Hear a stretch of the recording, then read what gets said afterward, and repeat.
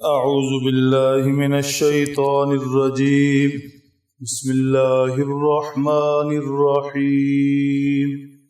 أو كصيب من السماء فيه ظلمات ورعد وبرق يجعلون أصابعهم في آذانهم من الصواعق حذر الموت والله محيط بالكافرين. يكاد البرق يخطف أبصارهم كلما أضاء لهم مشوا فيه وإذا أظلم عليهم قاموا ولو شاء الله لذهب بسمعهم وأبصارهم إن الله على كل شيء قدير. صدق اللہ العظیم. گزشتہ درس میں منافقین کے اندر ایک طبقے کا ذکر تھا جو زبان سے کلمہ تو پڑھتے تھے لیکن دل ایمان سے بالکل محروم تھا. منافقین کے اندر ایک طبقہ اور بھی تھا جن کی زبانوں پر ایسے ہی ایمان کے بول تھے لیکن دل کے اندر ایمان کے متعلق یقین کی کمی اور شدید کمی تھی. شک اور تذبذب، ضعف اور کمزوری کا شکار تھے، یعنی اپنے زبانی ایمان پر اتنا یقین نہیں تھا جو مومن ہونے کے لیے کافی ہے. آج ان کی مثال ذکر کی جا رہی ہے. مثال یہ دی گئی کہ ایک شخص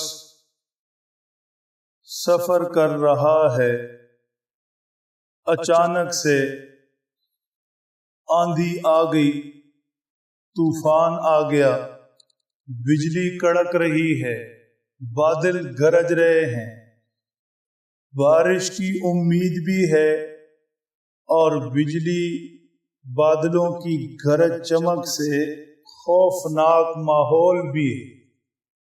یہ شخص اندھیرے میں کھڑا ہے، بجلی چمکتی ہے، تھوڑا سا راستہ نظر آتا ہے تو چل پڑتا ہے.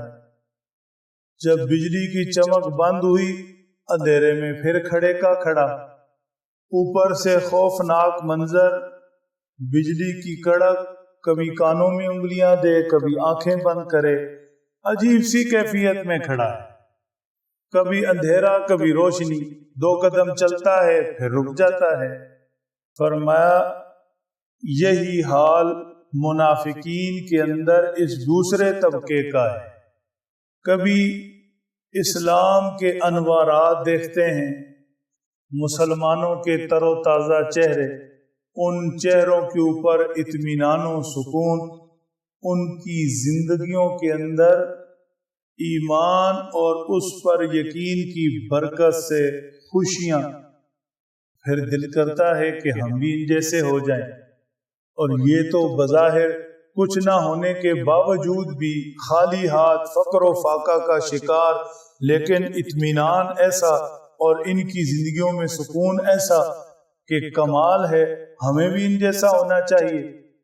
پھر غلبہ اسلام کے وعدے اور ان کے پورا ہونے کی کچھ شکلیں اور آثار جب نظر آتے ہیں، اور قرآن پاک میں جب اللہ جل شانہ جنت اور اس کی نعمتوں کا ذکر فرماتے ہیں تو ایسی چیزوں سے دل کرتا ہے اس طرف چلتے ہیں.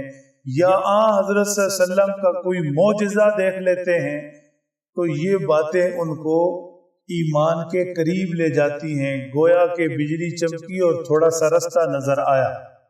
لیکن جب دوسری طرف یہ دیکھتے ہیں کہ کامل ایمان والا بننے کی صورت میں تو آزمائشیں بھی ہیں اور مشکلات بھی ہیں، اور دوسرے مسلمانوں کو دیکھ رہے ہیں کہ کامل ایمان والا بننے کے بعد ان پر مصائب ٹوٹ رہے ہیں، قربانیاں دے رہے ہیں، جد و جہد کر رہے ہیں، جہاد کے لیے نکلنا، میدان میں اترنا پڑ رہا ہے، جان دینے کی نوبت تک آ رہی ہے، اور پھر اللہ کے نبی صلی اللہ تعالی علیہ وسلم جو احکامات دے رہے ہیں ان پر پوری طرح سے عمل کرنا بھی بڑا مشکل ہے۔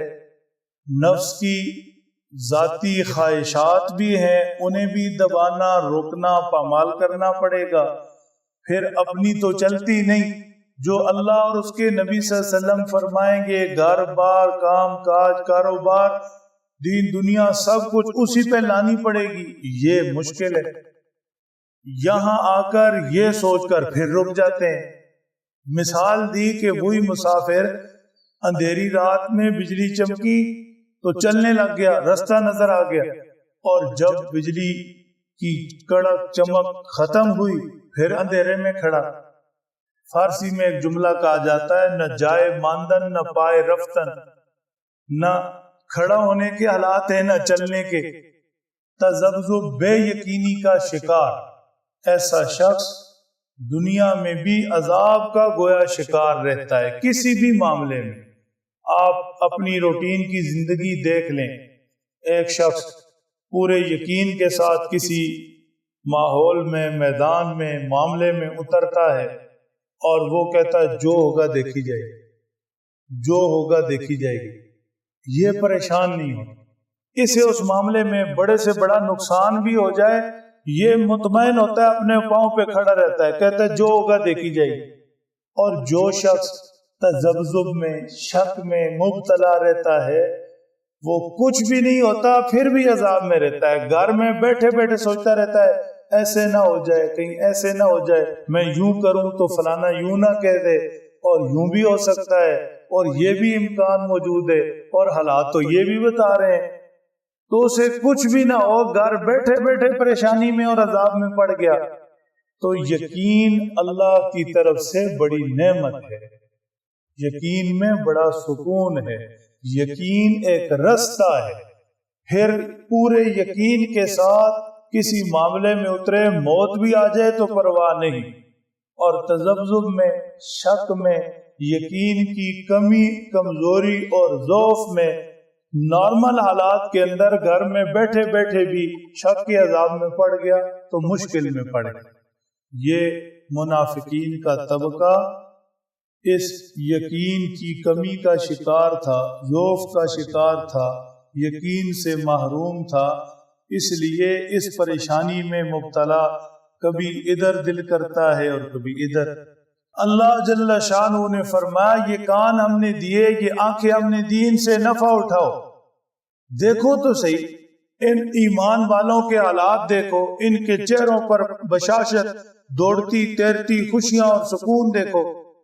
اللہ کے حکموں پر عمل کرنے اور اللہ کی بات پر آنے سے ان کی زندگیوں میں کیا بہار آ گئی، کیسا انقلاب آ گیا، ذرا ان کو دیکھو۔ اللہ کے نبی صلی اللہ علیہ وسلم کیا فرما رہے ہیں، اس پر کان لگاؤ، سنو۔ ان کانوں کا اور ان آنکھوں کا یہی فائدہ ہے۔ اگر انہوں نے ان آنکھوں اور ان کانوں سے کام نہیں لیا، نفع نہیں اٹھایا، حق کو سن نہیں سکے، دیکھ نہیں سکے، تو فرمایا وَلَوْ شَاءَ اللَّهُ لَذَهَبَ بِسَمْعِهِمْ وَأَبْصَارِهِمْ، اللہ پھر ان کی یہ آنکھیں اور کان لے جائیں گے، مطلب کہ ان سے پھر سننے اور دیکھنے کی صلاحیت کو واپس لے لیں گے۔ اللہ تو ہر چیز پر قادر ہیں۔ واللہ محیط بالکافرین بھی فرمایا کہ کوئی اللہ سے بھاگ کر کہاں جائے گا، کوئی اللہ سے بھاگ کر کہاں جائے گا۔ دنیا کے قانون، انتظام اور دنیا کے بڑے سے بڑے بادشاہ اور بڑی سے بڑی طاقت سے بھی بھاگ سکتا ہے، لوگ بھاگتے ہیں، ساری زندگی ان کو قانون ڈھونڈتا رہتا ہے، مفرور رہتے ہیں، نظر ہی نہیں آتے، ہاتھ ہی نہیں آتے، لیکن اللہ جل شانہ سے بھاگ کر کوئی کہاں جائے گا۔ اللہ نے احاطہ کیا ہے، احاطہ کہتے ہیں گھیرا ڈالنے کو، درمیان میں کوئی چیز ہے، آپ دائرہ پھیر کے گھیرا ڈال لیں، احاطہ کر لیں۔ اللہ فرماتے ہیں میں نے تو تمہارا احاطہ کیا ہوا، یوں گھیر کر رکھا ہوا ہے، تو کہاں جائیں گے۔ تو ان کانوں اور ان آنکھوں سے نفع اٹھائیں اور پورے ایمان والے بنیں، پورے یقین والے، چاہے اس میں جو بھی ہو، اور اس کا نقصان ہو، اس کا نفع ہو، اور اس کے لیے مشکلات آئیں، قربانیاں آئیں، نفس کی خواہشات قربان کرنی پڑے یا اپنی سوچیں، اپنی چاہتیں لٹانی پڑیں، تو اللہ اور اس کے رسول پر سب کچھ لٹا دو۔ لیکن جیسے ایمان کا حق ہے زبان پر بھی اور دل میں بھی پورا یقین، ویسے ایمان لاؤ جیسے حضرات صحابہ کرام رضی اللہ تعالیٰ عنہم کو نصیب ہوا۔ اللہ ہمیں بھی نصیب فرمائے۔